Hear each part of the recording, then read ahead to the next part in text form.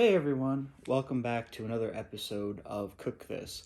But we're changing it. It's not going to be Cook This anymore. I thought of a better idea for the name of the show.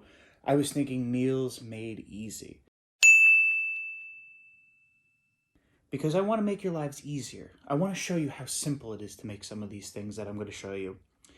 For the month of December, though, I think we're going to change it a little bit. We're going to make it Desserts Made Easy. Because I had this crazy idea. Let's do 12 days of cookies.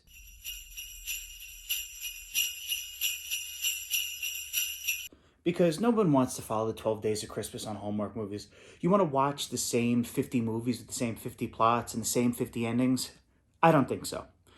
I'm going to teach you how to make cookies, and I'm going to teach you how to make great Christmas cookies. So stay tuned, because today we're making brown butter chocolate chip cookies. That's right, brown butter. You might be saying to yourself, Nick, butter's not brown.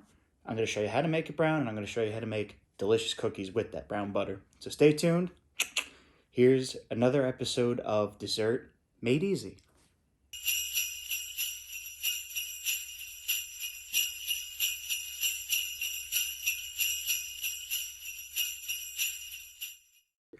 So before I go over the ingredients with you guys, I just wanted to preface this is a recipe that I'm borrowing from Bon Appetit.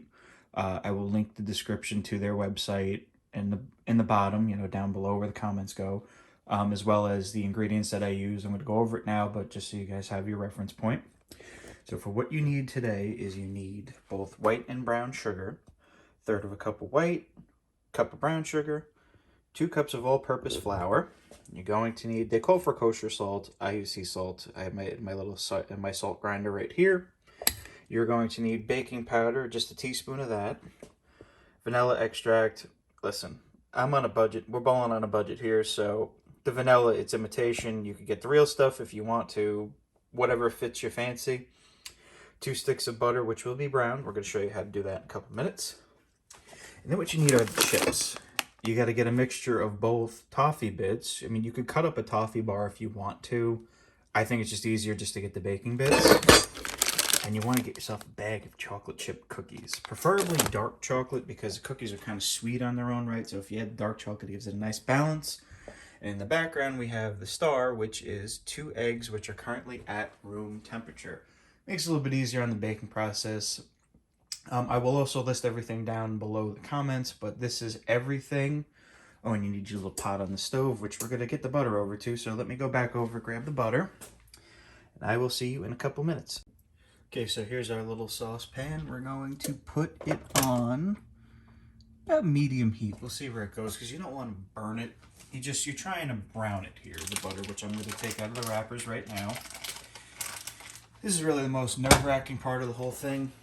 You want to melt them just enough so that you get a little bit of brown. It adds a little bit of flavor to the cookies, which, I think makes them taste better. I mean, some people may disagree, but, it's a bit of a process. But, baking is a labor of love, needless to say. Gonna let this go for a little bit and cut it out so you guys don't have to watch 10 minutes of butter melting, because, that's about as fun as it sounds.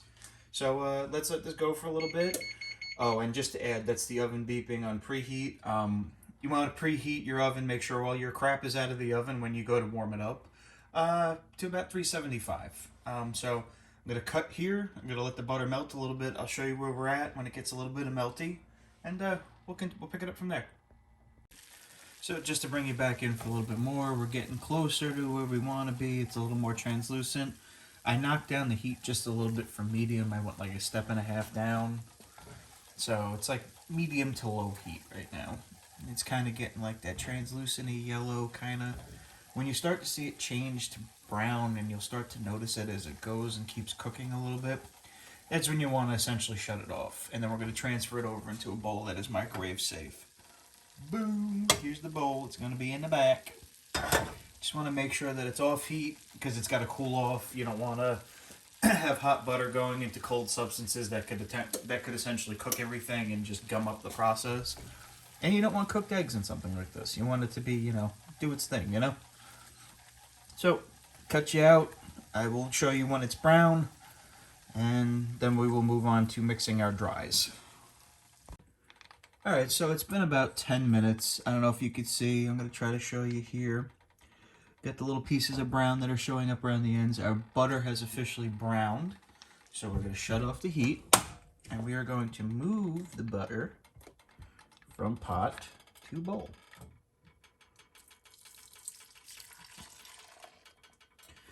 And you're going to let that cool off now for about 10 minutes or so.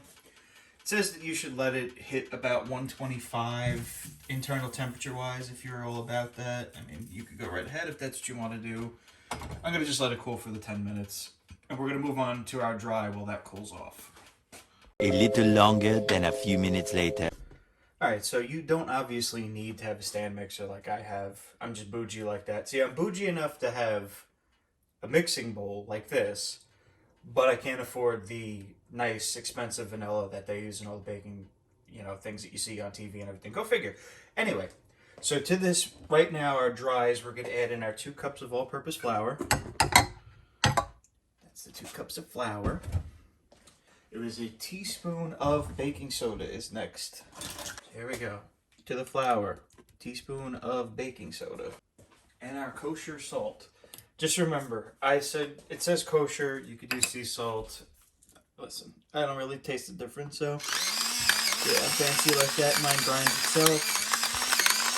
So that was roughly 2 teaspoons right there. Close that up. Gonna lift the bowl up to the mixer. And we're gonna let that mix. Just on low, let them get nice and acquainted on in there. I have the one with the scraper attachment on, just so you know, it scrapes everything up on the sides of the bowl. Let it just get mixed in together. Not really a whole heck of a lot to see in there.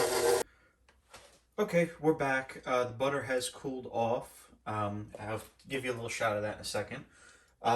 All I've done in the time that I've been off is move the flour mixture into its own separate bowl because that had to be hand whisked. Screwed that one up so you guys get to see that on camera.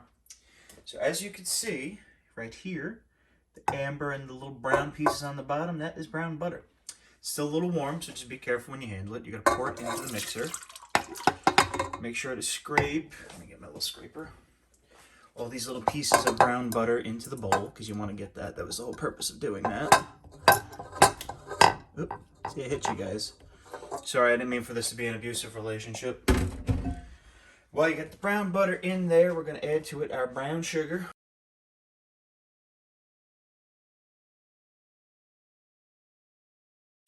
And then we're going to do the white sugar in as well. See, everyone gets in the party. And we're going to lift the bowl up to the mixer. And we're just going to let that go for a little bit. About medium speed. Don't want it too high. Let them mix together. You're going to start to see that they're going to get a little bit lighter. Trying to get you guys in there so you can see. You get a little bit of action in there. It's starting to get a little mixy-mixy. Let that go for a little bit. Do its thing.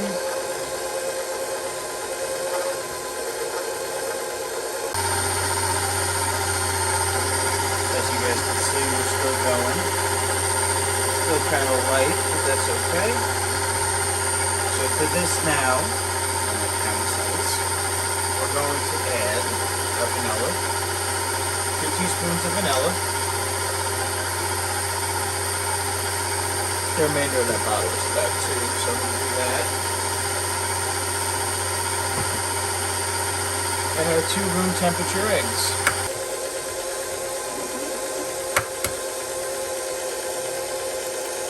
Try not to break it. There we go. Much better that time. Turn it up to medium. Let that go.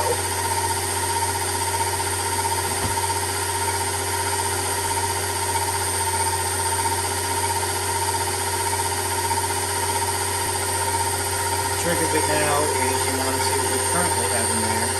Get a little bit lighter in color, so just let the eggs kind of do their thing. We're going to aerate what we have in there. Just let it go, about medium-high speed. Let that go for a couple minutes. I'm going to switch to the paddle so we can scrape the sides while we spin. Okay. Put that back on up, and we go.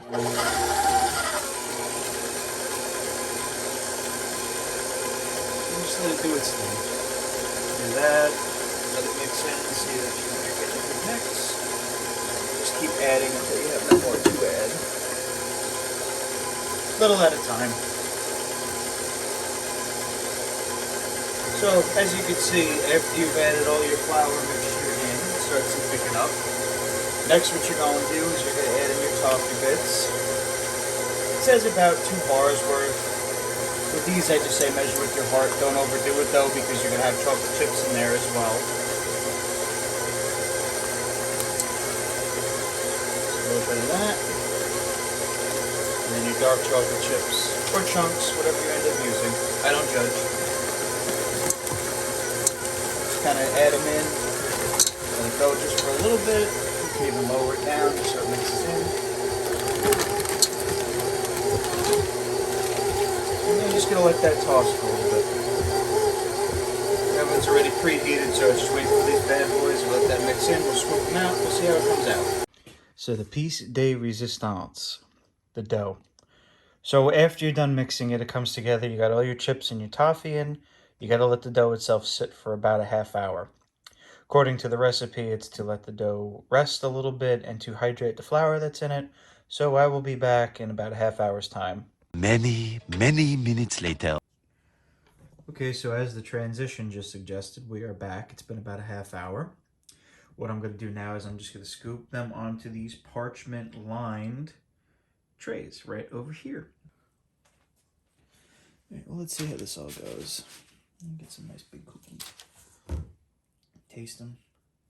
Gonna get yourself a nice little scoop size. Make some big cookies, see how it all shakes on out. Trying to not put too much extra, if you guys could see. They're about the size of this little scoop that I have right here, so gonna try this out. I've never made cookies this big, so we're gonna see how this all shakes and pans out. Get it pans out because they're on a pan. I'm just rolling them out today. Get it? Because I'm rolling the cookies out. Just for the jokes. Nah, I should really stick to my day job. Alright, I'm going to roll these out, get them all, I'll probably do about 6 per tray, and they're going to go in the oven, and I will be right back.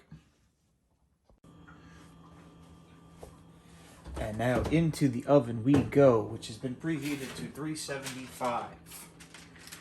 1 tray.